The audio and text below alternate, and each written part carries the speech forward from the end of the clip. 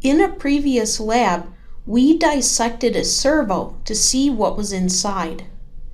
When we opened up the servo, we found that there were two components that were the most key components of a servo. One of these was a sensor, and the other was a DC motor. In the last unit of class, we learned all about how to read sensors. We learned how to read a potentiometer and how to read an encoder, which are two of the most commonly used sensors in servos. In this unit of class, we're going to start out by looking at the other component that is necessary for a servo, the motor.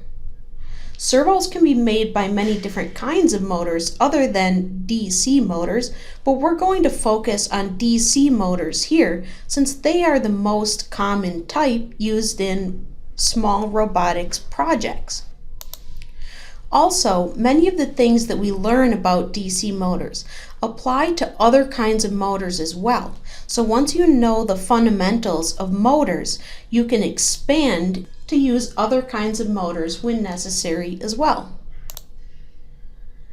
After we learn about motors, we'll start to look at how we can use motors and sensors together in a servo to do position control.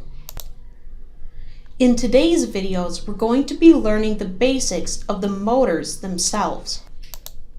To help us learn about motors today, we're going to look at characteristic example problems where you might have to spec a motor.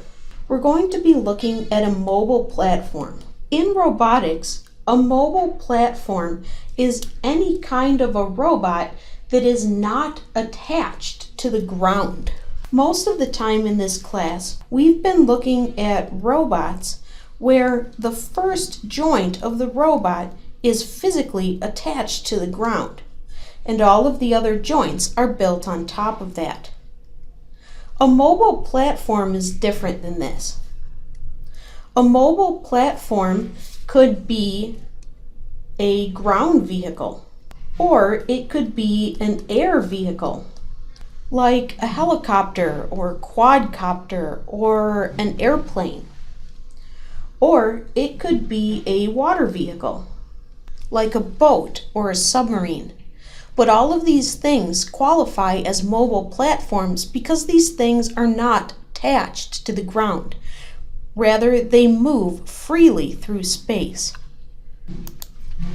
In this motor example, we're going to suppose that we're going to be building a ground vehicle, and we need to spec motors to drive our vehicle around. There are 4 motor characteristics that are most important to us when speccing motors for our project. 2 of these characteristics are electrical, and the other 2 characteristics are mechanical or physical. The 2 electrical characteristics that are important for us are the rated voltage and the stall current. And the 2 mechanical or physical characteristics are called the free run speed and the stall torque. If we know these 4 things about our motor, this will tell us whether the motor can handle the requirements that we're going to place on it. For example, if we go to Pololu, one of my favorite sources of DC motors, we can see that for each of these different motors, they've listed for us the rated voltage, the stall current, so the rated voltage is in volts, the stall current is in amps, the no load speed, which is in RPM, and the stall torque, which here is in ounce inches. I'm going to first show you what these characteristics mean about our motor, and then I'm going to show you how we use these things to pick the right motor for our project. I'm going to start by drawing a plot where the x-axis on this plot is the speed of the motor and the y-axis is the torque of the motor. Now, let's suppose that we apply the rated voltage to our motor. When we do that, the motor will start to spin. Now, let's suppose that we're allowing this motor to spin freely, that it has no load that it's turning. It's simply sitting on our desk and spinning freely. The speed at which the motor will turn is the no load speed. Now, it will only turn at this speed as long as there is nothing connected to the shaft of the motor that the motor has to exert force on. That's why we've drawn this point at torque equal to 0. The motor is spinning freely. It's not exerting any torque to turn any kind of a machine. Now let's suppose that we would grab onto the shaft of the motor with our fingers and exert some torque to try and stop it. As the torque increases that we're placing on the motor, the speed of the motor will decrease. In other words, we'll be able to slow down the motor by exerting more and more force. I can show that by drawing a line that goes like this. The more torque I exert on the motor, the slower the speed of the motor becomes. If I continue to attempt to slow down the motor by putting more and more force on it, eventually I'll be able to stop the shaft of the motor. And that creates a point here where the speed is 0 and the torque, the amount of force I'm placing on the shaft of the motor, is at its maximum. This point is called the stall torque. The stall torque is the amount of torque that needs to be placed on the motor in order to stop it from turning. Now, on this plot, we see 3 of the 4 characteristics that I said are very important to understand our motor. We've seen the rated voltage. This is what happens to the motor when we apply the rated voltage. We saw the no load speed. This is the speed that the motor will turn when there is no load applied. And the stall torque, the amount of torque we need to apply to the motor shaft in order to stop it. We're still missing one characteristic here, which is the stall current. Here is where stall current comes into play. The amount of torque that the motor can exert is equal to a motor constant times the amount of current that the motor is pulling from the power source. That means that the amount of current that the motor is pulling is maximum where the torque is maximum, and it's minimum where the torque is the minimum. So the maximum amount of current that the motor can pull from our power source is equal to the stall torque divided by kT. When we set the torque equal to the stall torque, then the current that is calculated here is called the stall current. This is an important parameter for us to know so that we can figure out whether our power source is sufficient to power our motor. This line that I've drawn here, showing the torque changing with speed, is correct as long as we are applying the rated voltage. The speed of the motor also depends upon the voltage that we apply. It depends on it in this way. The velocity of the motor is equal to a motor constant times the voltage that we apply. We can figure out this Ke constant by applying what we know about the rated voltage and the no load speed. We know that the no-load speed is the speed that the motor goes when we apply the rated voltage.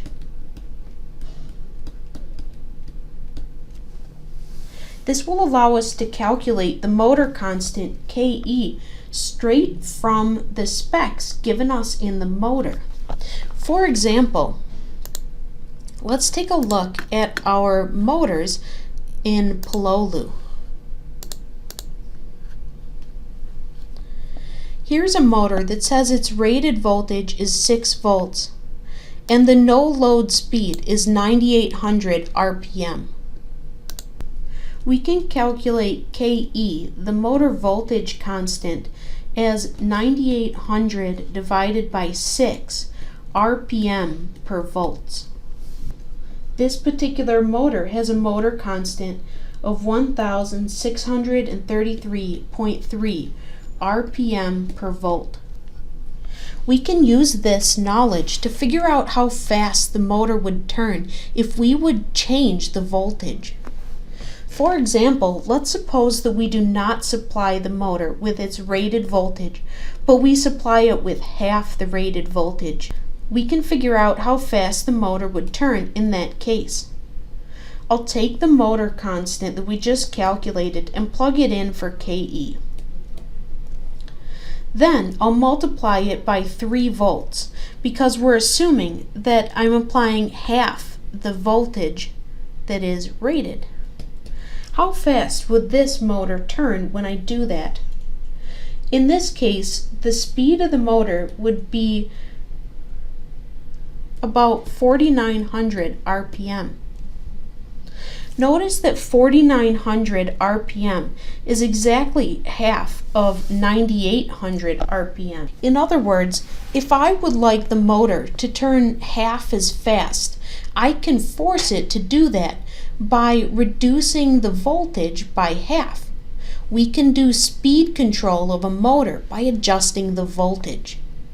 Now, we already know how to use a microcontroller to adjust the voltage. We learned how to do it earlier in class by using the method of pulse width modulation. If we use a PWM pin to turn a voltage on and off in such a way that it is on for half the time and off for half the time, then that's like sending half the amount of voltage. If we sent a signal like this to our motor, we could get our motor to rotate at half the speed.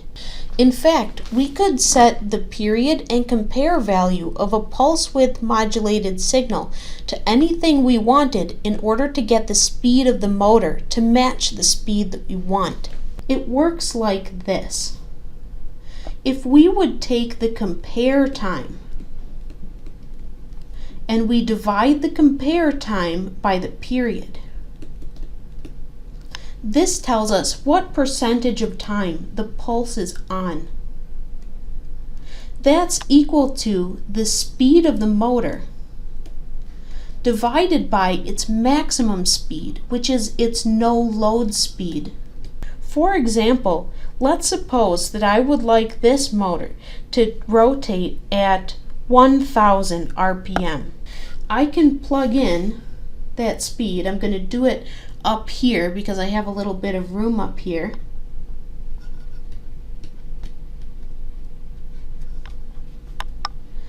Let's suppose I set the period to be 100 ticks of the timer. And I want the speed of the motor to be about 1,000 RPM. I plug in the no-load speed of 9,800 and I can solve for the compare value. Here, the compare value should be equal to 1. The value that we calculate when we put this into our calculator isn't exactly 1, but remember that since the units on compare and period are ticks, we cannot have a compare value that has a decimal point. We can get close to setting this speed of our motor to 1,000 RPM if we set the compare value of the PWM to 1 and the period value to be 100. Now note that in order for this to work, the voltage that we're producing on this voltage string has to be turning the pulse on and off, where the on value is the rated voltage. We can't make the on value be, say, 5 volts and expect this to work. It has to be that the on value of the PWM is the rated voltage. As long as we set that, we can set any speed of the motor by setting the compare and period value of a PWM. Now, let's take a look at our first example case, which is the mobile platform. Let's suppose that I have a mobile platform with wheels, and I'm going to assume that these wheels are, say, 4 inches in diameter. And these wheels are moving a vehicle that has a mass, and let's suppose that I take this whole vehicle and I weigh it on a scale. And let's suppose I find out that the weight of the whole vehicle is 10 pounds. And we'll say that this is 10 pounds of force. I want to pick a motor that will be able to rotate these wheels with enough force to drive my mobile platform around. So I need to start by calculating how much force needs to be exerted between the wheels and the ground in order to move the vehicle. There are 3 components of this force that I need to be concerned about. The first part is known as the acceleration force. That's the amount of force that I need to exert at the wheel-ground interface in order to increase the velocity of the car from stopped to its maximum velocity. This part of the force assumes that the vehicle is on a perfectly level ground. Now I have to add on to this force something that's known as the grade resistance. That is the additional amount of force that I need to exert in order to get the mobile platform to go up a hill. Finally, I need to account for the rolling resistance. You have probably experienced rolling resistance in your own life if you've ever tried to ride a bike that has flat tires. Rolling resistance accounts for the amount of force required to compensate for effects at the tire-ground interface. One of these effects can come from the tire itself, and the other effect can come from the ground. You might know about this if you've ever tried to ride a bicycle on sand. You know that it requires more force to ride a bicycle on sand than it does to ride the bicycle on, say, concrete. Even more so if your tires happen to be flat. These things are part of rolling resistance. Here's how we calculate each part of these forces. For the acceleration force, we're going to take the weight of the vehicle. Now note that the weight of the vehicle is not the mass of the vehicle, it's the mass of the vehicle times gravity. That's what you're measuring if you place the vehicle on a scale and weigh it. The units of this in English units is pounds force. In SI units, this would be newtons. Now we're going to multiply this by the maximum velocity that we would like the vehicle to achieve. And then I'm going to divide it by gravity so that it will cancel out, the gravity will cancel out with the gravity that is implicit in the weight. Then I'm going to multiply this by the amount of time that we will allow for the vehicle to achieve its maximum velocity. So if velocity is in feet per second and time is in seconds, This gives us feet per second squared, which is an acceleration unit. And since gravity has been canceled out here, what we're left with is mass, and so this calculation gives us mass times acceleration. Next, we move on to the grade resistance. You probably learned how to calculate grade resistance back when you were in physics class.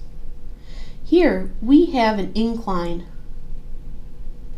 and the vehicle is on the incline and it's experiencing the force of gravity pulling it down. The grade resistance is the component of this force that is parallel to the surface that the vehicle is riding on. Now the incline we'll call theta, and if we make these vectors into a triangle, we want to then recognize that this angle is also theta. Therefore, we can figure out how to calculate this component of the force.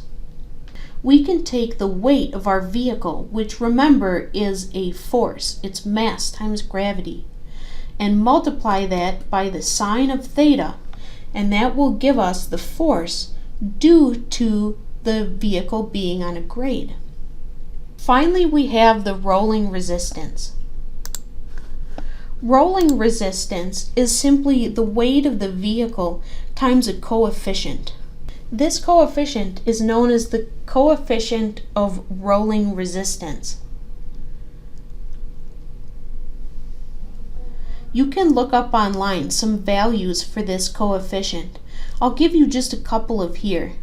For concrete, that is, good concrete, the coefficient of rolling resistance is about 0.01. And again, that assumes that the wheels or the tires of your vehicle are quite hard and are not deforming very much as you drive. In contrast, if you have dirt, and it's more of a sandy dirt than a hard concrete kind of dirt, the coefficient of rolling resistance might be something like 0.04. Of course, these actual values will be different depending upon the exact quality of the surface and the quality of the tires, but you can approximate it with numbers like this. So let's assume some requirements for our platform, and let's see if we can spec a motor. I'm going to do the calculation up here just because I'm running out of room down here. The weight of the vehicle we're assuming is 10 pounds force. Now let's suppose that the maximum velocity that I want to achieve with my vehicle is, say, 2 feet per second. And let's suppose that I'm willing to allow 2 seconds for the vehicle to reach that maximum velocity.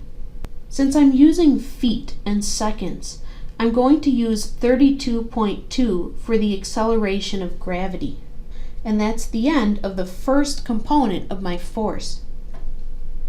Next, I have the 10 pounds force times the sine of theta. Now, if we suppose that the vehicle is driving around in areas where people usually drive and walk, a reasonable grade that you can assume here is like around 5 degrees. So I'll assume that the steepest hill that this vehicle is going to drive up is 5 degrees. And let's assume dirt for the coefficient of rolling resistance. So if I put all these numbers into my calculator, I can get a total force value. And the value that I get is about 1.58, and again, this is pounds force. Now, pounds force doesn't tell me how much torque I need to exert. We can calculate torque by using the equation that torque is equal to force times radius. Remember that the motor will be exerting its torque at the center of the wheel, but the force to move this vehicle will be exerted here at the wheel-ground interface. So we need to multiply force times the radius of the wheel in order to figure out the torque required from the motor. Now, our radius we're assuming is 2 inches. So that gives us a torque if we multiply this force by about 2. And the units here is pounds, force, inches. Our motors at Pololu, where we're looking, spec their motors with torque quoted in ounce inches. So we're going to convert this pounds inches to ounce inches, and we do that by multiplying by 16. So we found that the torque that is required is 50.56 ounce inches. Let's go take a look at our available motors. First of all, when you go to the motors category, and I've already selected, let's go back to motors. I went to motors and I selected metal gear motors. Now I have different sizes of motors available. Let's start with the smallest motors and see if we can get a small motor to work. You always want to start out looking at the smallest motors because of the power requirements of smaller versus larger motors.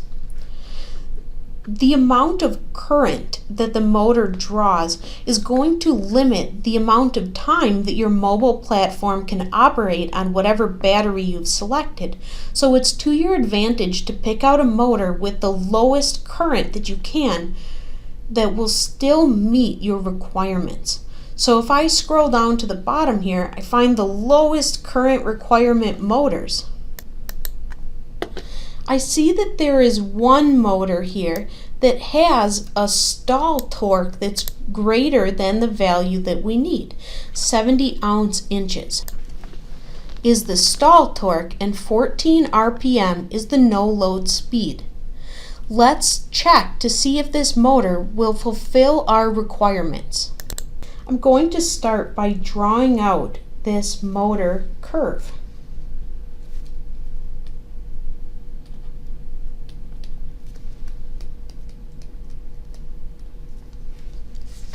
And I'm going to place on this curve the points that I know for the motor. The no load speed is 14 RPM.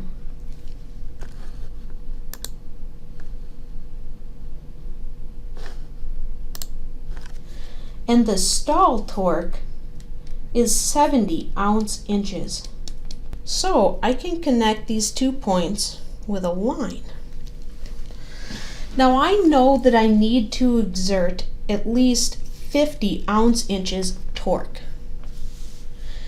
And we also have a maximum speed that we've specified. But the speed that we specified is not in units of RPM.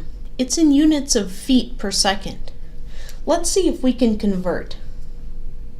We specified that we needed 2 feet per second as our maximum speed. Now, while this vehicle is driving, it will move a linear distance equal to the circumference of the wheel every time the wheel rotates. That information tells us a conversion between a linear distance like feet and revolutions. So in 1 revolution, the vehicle is going to move forward a distance equal to pi times the diameter of the wheel. That's the circumference of the wheel. Now remember that what we're trying to get to is revolutions per minute. So I need to convert between feet and inches.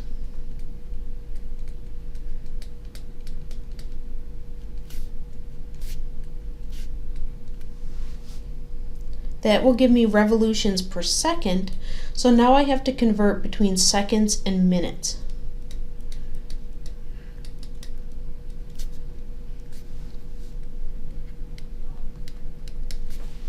When I put this into my calculator, I find that the maximum speed is 114.6 RPM. So even though the torque required is within the maximum torque possible in my motor, the speed is very inadequate. I need a speed that's way out here on the plot, much faster than the no load speed of the motor. So this motor is not going to work for us. We need to have a motor that has a speed of at least 114 RPM. Let's go back and look at our options again. We want to find an option that has at least 50 ounce-inches of torque and at least 114 RPM. So these micro motors, low power, will not work for us. Let's go up to medium power. The more current you have, the more torque you will have available at a certain speed. So maybe these medium power motors will work for us. Here's one that has almost 50 inches of torque, but it still has a maximum speed that's only 75 RPM. So the medium power motors will not work for us either. What about the high power motors? Here's a motor that looks like it might meet our requirements. The speed is higher than our maximum required speed, and the torque is above our maximum required torque. But we have to be careful to check and make sure that this will actually work for us. Let's go back and look at our motor curve. For this motor, the stall torque is 60. And the maximum speed is 120 RPM. I need to have a point on this plot at 50 ounce-inches and at a speed of about 114 RPM. If this point falls underneath this line, then that means that this motor will work for me. If this point lies above the line, then this motor will not work for me. So how can I figure out whether this point is above or below this line? I can do this by writing an equation for this line. And I'm going to start by using the line format, y equals mx plus b. Here, y represents torque, because that is what is on my y-axis. M is the slope of the line.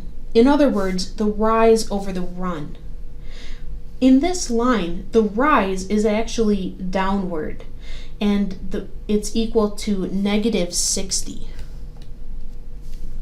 The run here is the no load speed, 120, and the variable x represents speed. B is the y-intercept. In other words, the point at which this line intercepts the y-axis. That happens at 60, the stall torque. I want to know if the amount of torque provided by the motor is at least 50 at a speed of 114. I can find that out by plugging 114 in for speed in this equation.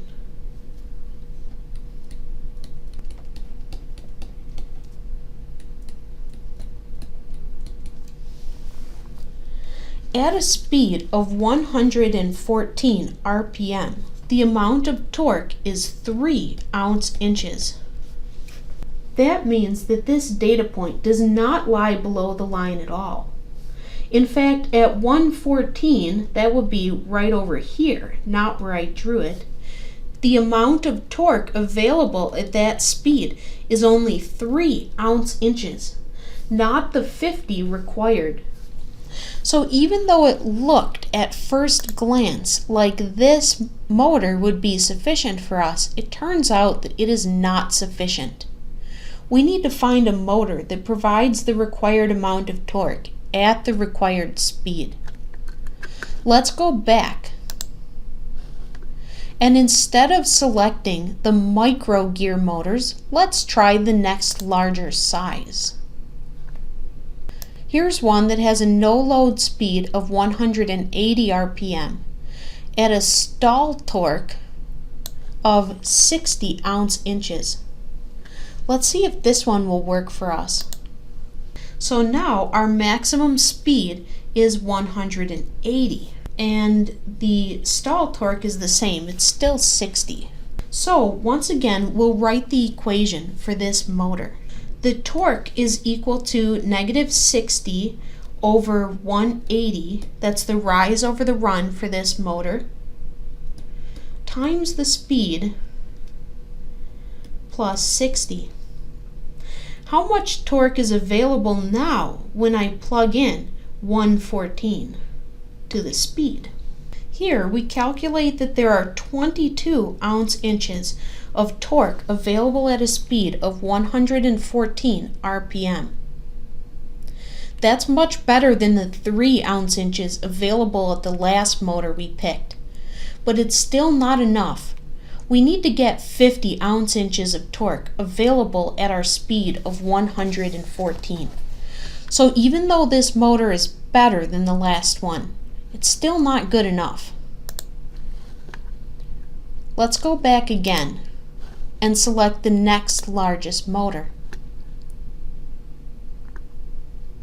Here we have many motors available at different powers. Remember that we're trying to get a motor that has the least amount of current draw that works for us, because that will make our batteries last longer.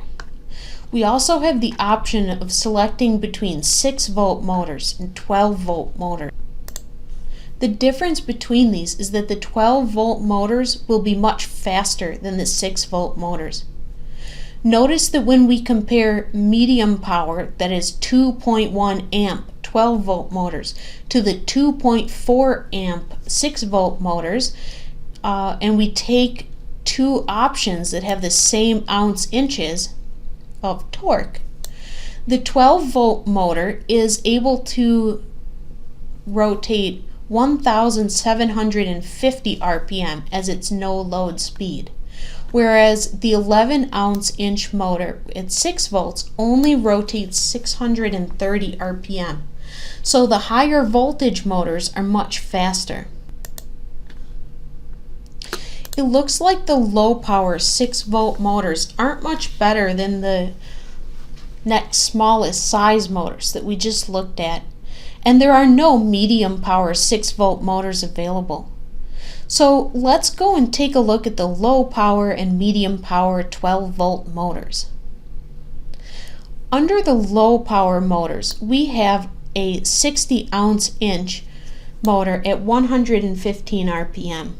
We can probably see that that one will not work. By the time we get up to 115 RPM, the amount of torque supplied will be much lower than 60 ounce-inches. Let's try a medium power motor. Here's one with 63 ounce-inches available at 225 RPM. And there's another motor here with 85 ounce-inches available at 165 RPM. Let's try one of these two motors. Let's start with the 165-85 combination. With this motor, we have 165 RPM as the no-load speed, and we have 85 ounce-inches available as for the torque. I'm now going to write the equation for this line and plug in 114 for the speed and see if the torque is at least 50.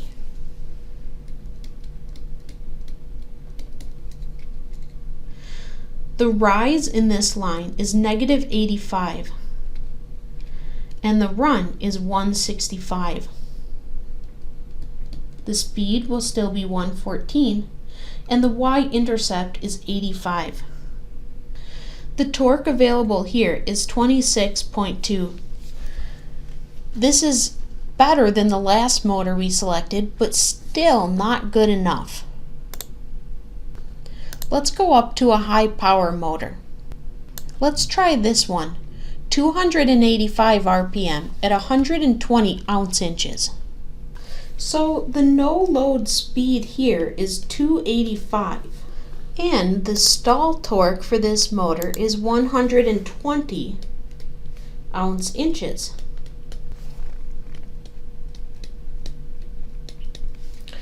The rise is -120. The run is 285. The speed is 114. That's our target maximum speed. And the y-intercept here is 120. So how much torque do we have available at our maximum speed of 114? We have about 71 ounce-inches of torque available. This exceeds our required 50 ounce-inches. This is telling us that at 114, the amount of torque on this line is 71. So our point of 114.50 is under the line.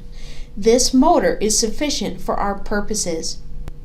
Now keep in mind that you can reduce the requirements on your motor, especially in a mobile platform, by using more than one motor for the drive of the platform.